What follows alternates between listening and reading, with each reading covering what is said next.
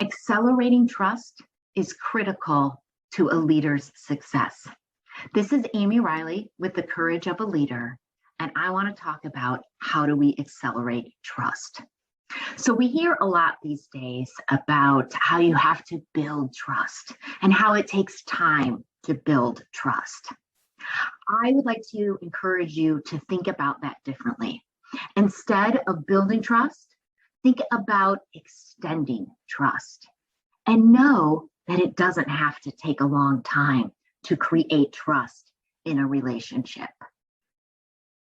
I want to tell you a story about Guillermo Rodriguez. He is an executive that I interviewed for the Courage of a Leader book. Guillermo is an executive with the alcohol beverage industry. He owns a distillery.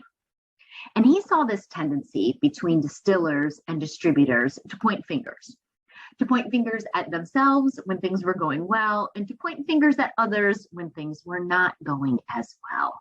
Guillermo had a vision for one leadership. He thought, we all make money off of the same case. Why don't we work together? Why this we versus them stuff? In order to make one leadership a reality, Guillermo knew that he was going to have to extend trust. He was going to have to lay his cards on the table. And that's what he did. He went to the senior leaders of distributors, and he laid his personal cards on the table. He laid the organizational cards on the table, and he listened. And he was willing to co-create, co-develop a new approach. And one leadership became a program. Processes changed, collaboration improved, and sales increased significantly year over year.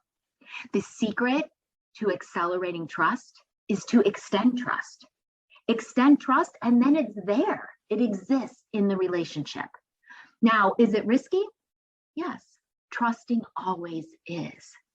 Yet, if we extend trust, we will either create trust very quickly, or we will very quickly know that this person is not worthy of my trust.